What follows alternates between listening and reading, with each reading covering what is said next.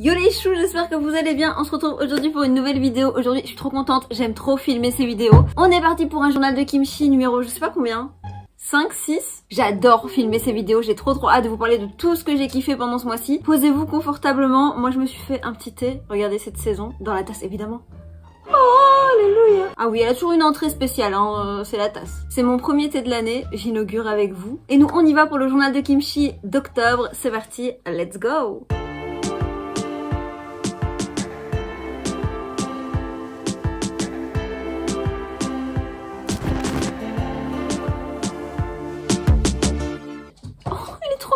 Body Brothers. Vous avez les Body Brothers derrière. Bon, il y en a qu'un en body parce que Charlie ne se lèche pas. Donc du coup, on le laisse un peu tranquille. Mais Tommy, il kiffe tellement bien être en body que franchement, il est trop beau avec. Juste avant de commencer cette vidéo, n'oubliez pas de vous abonner, de liker, d'activer la notification. Et nous, ben on y va parce que ça fait 3 fois que je dis on y va, donc c'est parti. On est parti pour la première catégorie, la catégorie film.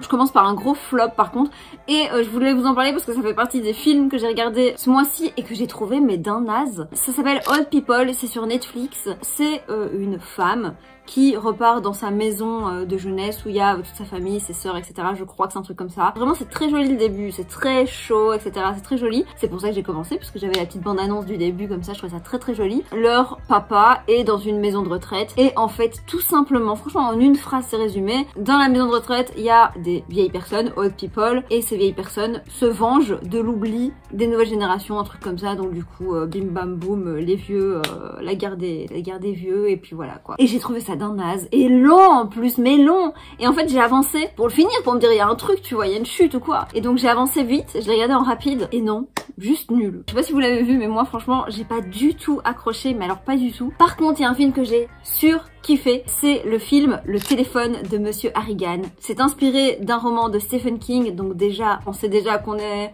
dans un truc cool, tu vois, mais l'ambiance est incroyable. Je me suis attachée à Monsieur Harrigan, je pense que n'importe quelle personne qui regarde s'attachera à Monsieur Harrigan. En fait, c'est un jeune garçon qui, pour se faire un petit peu d'argent de poche, est embauché par un vieux monsieur pour lui faire la lecture. Et donc un jour, il lui offre un téléphone, et donc le vieux il veut pas, tu vois, genre il est là, ouais mais non, il prédit plein de choses et tout, mais il dit moi je veux pas de téléphone, etc.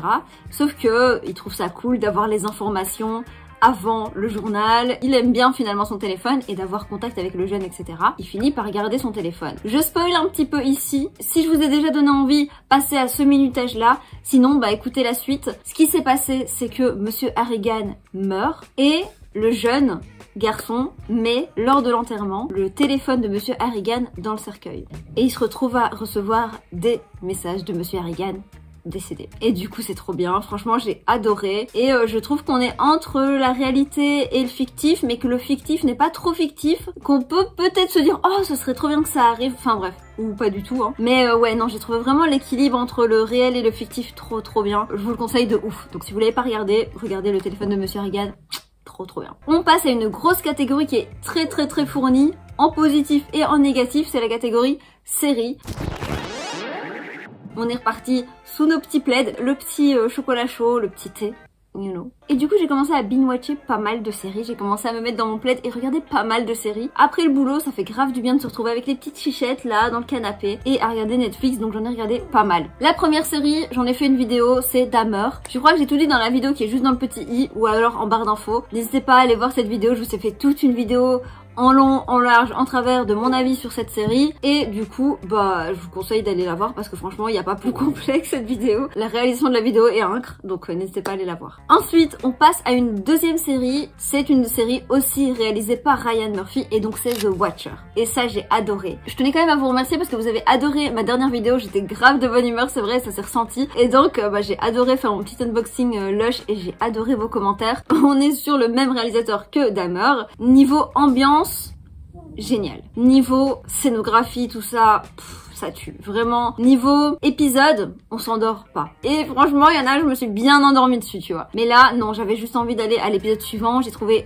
l'ambiance trop génial. C'est tiré d'une histoire vraie et donc la fin était un petit peu en dessous de mes attentes. Mais franchement, la série est super bien. C'est vraiment le genre de série que je kiffe. C'est pour vous raconter vite fait l'histoire, une famille qui emménage dans une grosse bâtisse, sauf qu'il commence à recevoir des messages du veilleur, de The Watcher en anglais. Et malheureusement, ces lettres sont en fait bah pas très sympa. Limite un petit peu flippante. Il a des infos sur la famille, il a des infos qu'il serait pas censé avoir, donc est-ce qu'il est dans la maison, est-ce qu'il surveille, est-ce qu'il y a des caméras, est-ce que c'est qui, machin, tout ça, tu vois. Tu te demandes, mais c'est peut-être lui, mais en fait c'est peut-être elle, mais en fait non, c'est peut-être celui-là, et en fait c'est peut-être tout cela, et en fait c'est peut-être lui-même, enfin bref, trop bien, j'adore ces petites séries où à chaque épisode, désolé pour Tommy, il arrête pas de chouiner. Tu peux pas tout le temps être la star de ma vidéo, hein, même si vous êtes quand même les stars de mes vidéos, j'avoue. J'adore ces séries où d'un épisode à l'autre, tu suspectes une personne et en fait tu te rends compte que non, c'est pas la bonne et puis du coup tu repars sur une autre théorie et puis tu repars sur une autre théorie. Franchement, je vous la conseille de ouf. The Watcher, trop bien. Ensuite, on passe à la troisième série que j'ai regardée. Troisième série que j'ai regardée, il s'agit de Post-Mortem. Alors franchement, dès que j'ai vu la bande-annonce, j'ai aimé l'ambiance. On est sur une série suédoise, donc on est vraiment dans l'ambiance des séries suédoises. Si vous en avez vu quelques-unes, des séries un peu scandinaves comme ça, où l'ambiance est très froide. Et pour Post-Mortem, le titre, tu vois, ça allait très bien. Et en fait, il y a eu un moment où je me suis dit, je vais complètement lâcher. Et c'est à cet épisode-là où toute l'histoire s'est retournée, et donc j'ai continué jusqu'à la fin, et que j'ai trouvé bien. Mais c'est vrai que au début, c'est cool. Après, je me suis dit, non.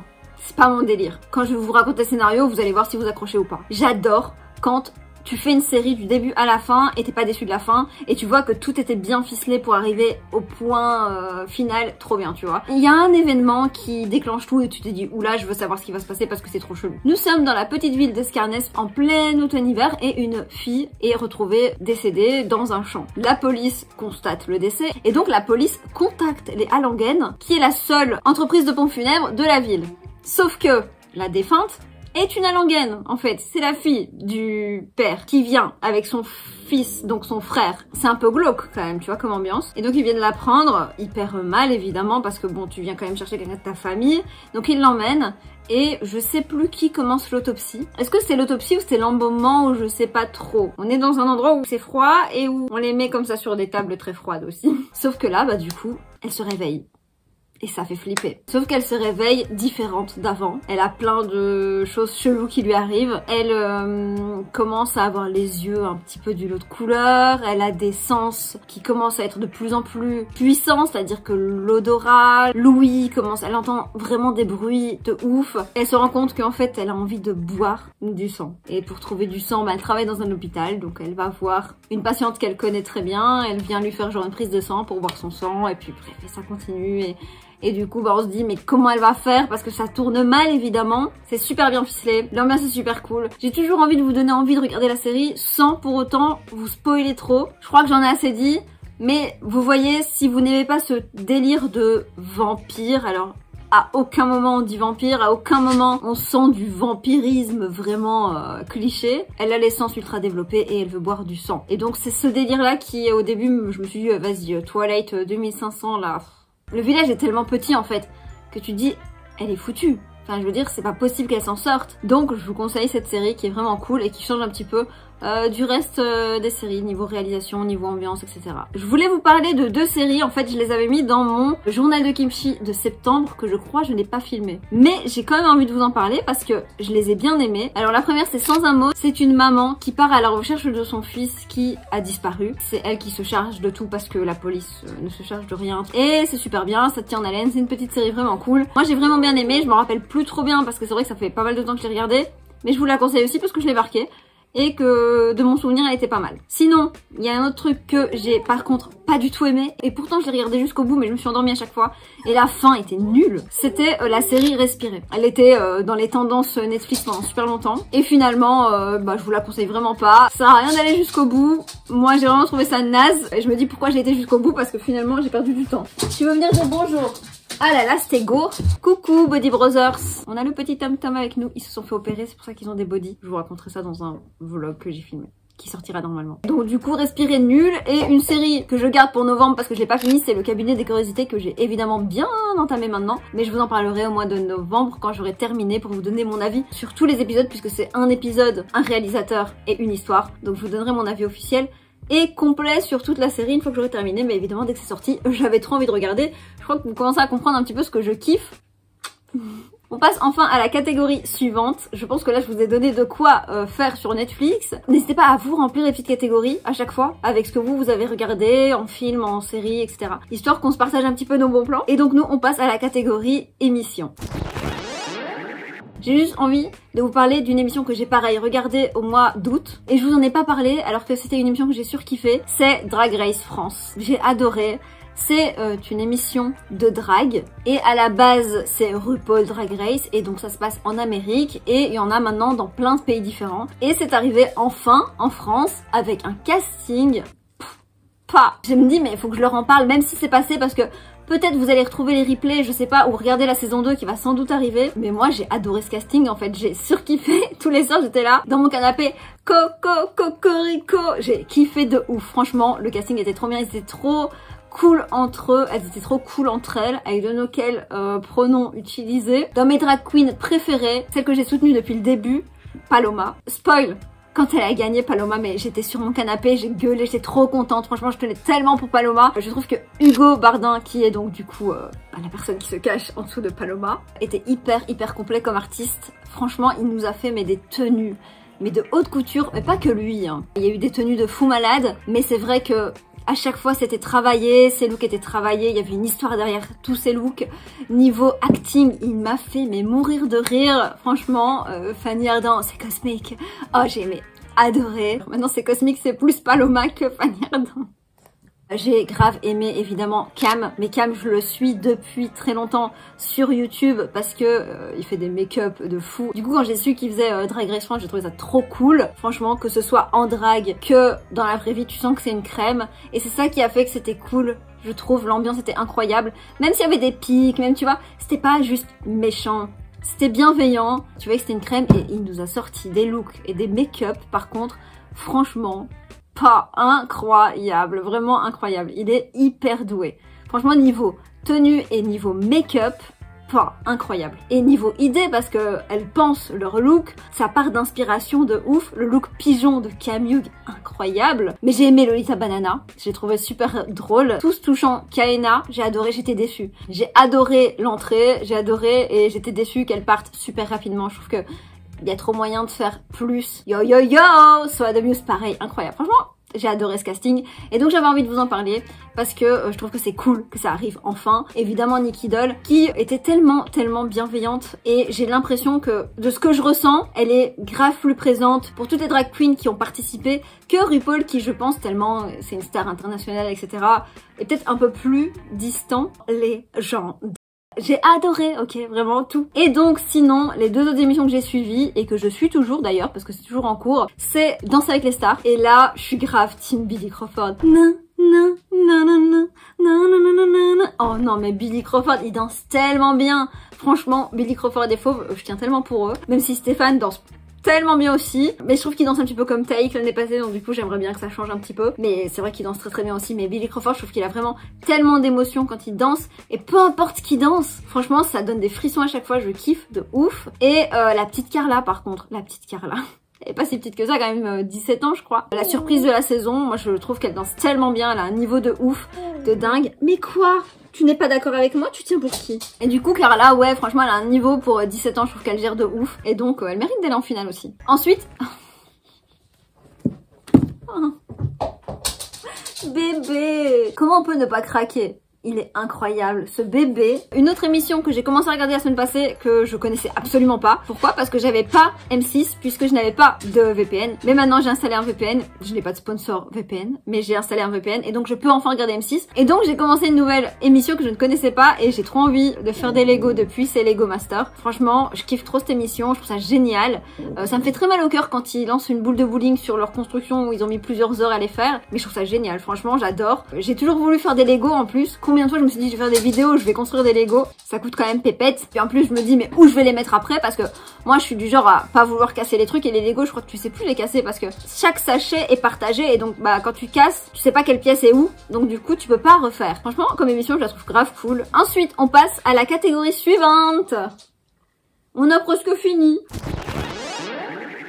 Ce mois-ci, j'ai un livre trop cool dans ma catégorie lecture. En fait, ce qui s'est passé, c'est que ça a été la rentrée. Et donc, la Fnac a mis en avant des livres et je me suis baladée, j'ai regardé et j'ai vu qu'ils avaient mis tous les Roald Dahl en avant. Je me suis dit non mais trop bien. Roald Dahl, c'est l'auteur qui a bercé mon enfance, qui m'a donné envie de lire, qui m'a fait aimer lire et qui m'a donné du coup envie de lire Harry Potter par après parce que j'avais envie, parce que j'aimais trop. Vraiment, ça a commencé avec Charlie et la chocolaterie et ça a continué avec Sacrée Sorcière et James et la grosse pêche et Mathilda, etc. J'ai aimé tous les livres de Roald Dahl. Si vous avez des enfants qui ont plus ou moins 10 ans, Roald Dahl, mais courez quoi, foncez, incroyable. Écoutez, le premier livre que j'ai lu de Roald Dahl, je me rappelle parce que j'étais malade, c'est mon papa qui a été chercher mes devoirs à l'école parce qu'en fait j'étais malade juste avant la semaine de congé. Et donc il avait été chercher mes devoirs pour les vacances, pour que je puisse quand même être en ordre. Et il m'a ramené Charlie et la chocolaterie de Roald Dahl et c'est le premier livre, premier gros livre qu'on devait lire à l'école. Et ça m'a tellement marqué. Il fait partie intégrante de ma vie, c'est le premier livre que j'ai surkiffé de ouf. Quand j'ai appris que le film allait sortir, j'étais heureuse de ouf, j'ai été le voir au cinéma et ça m'a toujours suivi. Johnny Depp en Willy Wonka, c'est un personnage, mais c'est mon personnage préféré de chez préféré du monde entier. Tim Burton, mon réalisateur préféré. Johnny Depp, mon acteur préféré. Donc franchement, j'ai tellement de chance en vrai. Ce film, après, je l'ai eu sur ma PSP. Et donc, je le regardais quasi tous les jours. Franchement, toutes les nuits, je m'endormais avec Charlie et la chocolaterie. J'aime tellement ce livre et il était là devant moi. Du coup, je l'ai pris, j'ai craqué, je me suis dit, tiens, j'ai plus le livre que j'ai lu quand j'étais petite parce que c'était un livre de l'école, donc on a dû le rendre. Et donc, j'avais envie de marquer le coup, de le prendre et de le relire. En vrai, je me rends compte à quel point Tim Burton a juste retranscrit ce qu'il y avait dans le livre, en fait. Même il y a des dialogues, c'est les mêmes. C'est moi qui l'accompagnerai. Enfin bref, il y a tellement de phrases qui sont exactement écrites dans le livre et je trouve ça, mais what the fuck. Je pensais qu'il y avait plus de différences que ça, après peut-être que je vais en trouver, mais pour le moment, c'est exactement pareil, quasiment exactement pareil. Mais je suis trop contente de retomber en enfance et relire ce livre qui a été le premier livre que j'ai lu. Donc voilà, mon petit livre. Ensuite, on passe à la catégorie YouTube, Instagram, etc. Quand j'ai un petit compte que je regarde, que j'aime beaucoup, je vous le mets ici. Et là, c'est un compte Instagram et il s'appelle freud.intensifies. Ceux qui parlent pas anglais, ils doivent se dire mais what the fuck, je comprends rien. Après, c'est pas de l'anglais très compliqué, donc c'est très facile à comprendre. Mais moi, je me retrouve tellement dans quasi tout, vraiment, tous les jours, je poste plein de mèmes. Je me dis mais attends, mais non, mais... c'est tellement moi quoi. Genre celui-là avec I need new people in my life. J'ai besoin de nouvelles personnes dans ma vie. En dessous c'est marqué encore moi. Et t'as Homer Simpson qui baisse. On explique des mèmes, ça se fait ça. Bref, on le voit baisser la porte de son garage avec marqué sur Ned Flanders new people. C'est trop moi quoi. Je vais vous mettre juste ici quelques-uns que je kiffe, qui sont trop moi. Vous allez voir et peut-être que vous allez kiffer du coup pour ceux qui veulent des petits comptes comme ça Insta. Où à chaque fois que tu les lis tu dis oh ouais. J'adore, tu vois. Oh mais c'est trop ça. Et du coup je suis obligée de les partager parce que je rigole tellement que c'est trop ça quoi. Je suis là mais oh mais c'est trop ça, tu vois. Tu vois ce truc où t'as besoin de montrer aux autres. Oh mais c'est trop ça quoi. Bref. Et du coup je kiffe ce compte Instagram. Donc du coup voilà. Si vous voulez un petit compte sympa, je vous mets ça en barre d'infos. Ensuite nous passons à la catégorie mode. Ça pourrait s'appeler catégorie random objet parce que c'est pas vraiment de la mode mais quand même tu vois. C'est un petit pins que j'ai acheté dans une boutique que j'ai découvert au mois d'octobre tout simplement. En fait j'allais plus trop dans le centre-ville puisque je n'y travaillais plus. Maintenant que je retravaille dans le centre-ville, je redécouvre un petit peu les nouvelles boutiques qui ont ouvert. Et j'ai découvert qu'il y avait une boutique Harry Potter qui avait ouvert dans ma ville. Donc du coup je me dis mais what the fuck quoi. La boutique est incroyable. Ça s'appelle Les 4 Maisons. Elle est incroyable. Le gérant est super sympa en plus. Et en fait je voulais un pins. Et donc j'ai été chercher un pins là-bas. Il y a un Dobby avec une chaussette. Il est tellement beau. Je veux tout ce qu'il y a dans cette boutique, ok. En tant que Potterhead, j'ai besoin de tout ce qu'il y a dans cette boutique alors que je n'en ai pas besoin. Tu vois ce que je veux dire? Mais je suis ressortie qu'avec un pins. Bon, 8,95€ le pins quand même. Mais le pins, il est trop beau, tu vois. Et donc, franchement, j'ai surkiffé. J'ai adoré découvrir cette boutique. Et en plus, le gérant nous apprend, et il nous dit ça au calme. Il nous dit, il y a Arthur Weasley qui vient en dédicace le 5. Mais c'est sold out, mais il est toujours visible, vous pouvez venir le voir. J'ai fait, non, mais c'est une blague. Vous êtes en train de me dire à moi, Potterhead, depuis des années, que Arthur Weasley, le papa de Ron Weasley, le mari de Molly Weasley, le papa aussi de Fred, George, Ginny, Percy et Charlie, il va venir. dans cette boutique-ci, dans ma petite ville à moi. Du coup, évidemment, je vais y aller de ouf. Je vais aller filmer, évidemment. Je vais essayer de filmer, de capter les petites images et de le capter parce que du coup, j'ai pas pu prendre ma place pour la dédicace parce que je savais pas. Donc c'est complet pour la dédicace. J'aurais tellement voulu dédicacer mes Harry Potter. J'irai à la prochaine dédicace, mais pour le moment, bah voilà. Il sera là, il sera visible. J'ai trop hâte d'aller le voir. Il y aura des cosplayers et tout ça, donc du coup, ça peut être super cool. Et c'est ce samedi, donc j'ai hâte. Du coup, vous verrez ça dans mon vlog qui sortira bientôt, je pense la semaine prochaine. Et voici mon petit pins. Oula, que j'ai acheté. Il est trop beau. C'est une petite potion de Félix Félicis. Alors, si vous me connaissez un petit peu, vous savez que je suis, ou alors pas du tout et je vous l'ai jamais dit, mais je suis très dans tout ce qui est porte-bonheur. J'ai toujours besoin d'avoir sur moi une petite tortue, parce que la tortue ça porte bonheur. J'ai une main de Fatma aussi. Je voulais prendre un pins de la maison Pouf Souffle. Et puis je me suis dit, une petite potion de Félix Félicis pour avoir un petit coup de chance, ça peut être cool aussi. Et donc je l'ai trouvé tellement beau, il y a des petites paillettes dedans. Je surkiffe de ouf quoi. Je l'aime trop. J'ai grave envie de vous faire des vidéos Harry Potter. Et du coup je saurais où aller m'acheter des choses. Maintenant c'est facile d'y aller, c'est pas loin. J'aime trop la boutique, j'aime trop y aller. Donc du coup ouais, petit pins trop mignon. Félix Félicis, je l'aime grave trop. Et on passe du coup maintenant à notre dernière catégorie, qui est la catégorie artiste. Et c'est pas vraiment artiste, mais genre artiste / concert / spectacle, etc. J'ai super hâte de vous en parler parce que franchement, c'est très rare d'en parler. Mais j'ai eu la chance d'avoir une opportunité d'aller voir un opéra. J'ai eu des places pour aller voir Lakmé, l'opéra Lakmé. J'avais grave envie d'y aller et j'avais des a priori.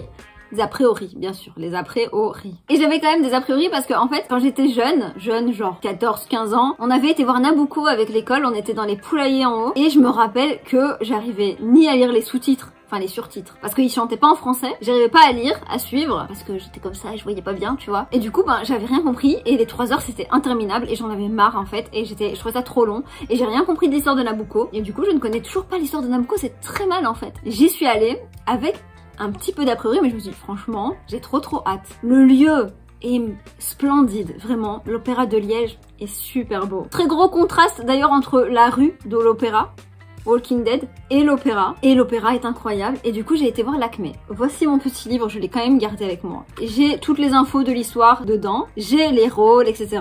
J'ai trouvé que les personnes étaient tellement talentueuses. En plus, on était tout devant, donc j'avais l'orchestre. Malheureusement, je le voyais pas bien, parce qu'il était en bas, en fait. Mais quand je regardais un petit peu comme ça, bah, je le voyais. Je trouve ça génial. Vous vous imaginez que les personnes, elles ne sont pas sonorisées. Je trouve ça incroyable. Qu'on les entende dans tout l'opéra, alors qu'elles n'ont pas de micro. Vous vous rendez compte? Franchement, c'était incroyable. J'ai compris toute l'histoire. En plus, j'avais le petit fascicule pour un peu comprendre, déjà avoir une petite explication de chaque acte. Acte 1, acte 2 et acte 3. Pour vous expliquer vite fait l'histoire, Nilakanta, père de Lakmé, célèbre le culte du feu et invoque la vengeance des dieux contre l'occupant anglais. En compagnie de Malika, sa servante, Lakmé part cueillir des fleurs de lotus dans le jardin sacré. C'est la première scène, c'est incroyable. Vraiment, les décors sont incroyables. Les décors sont incroyables, l'odeur était incroyable. Si je pouvais retrouver cette odeur, j'adorais l'odeur qui s'en dégageait. Je savais pas trop si c'était fait exprès ou non, mais ça sentait tellement bon, il y avait une odeur très spécifique. La chanson est très connue, en fait. C'est d'ailleurs Nespresso, je crois qu'il a dans une pub.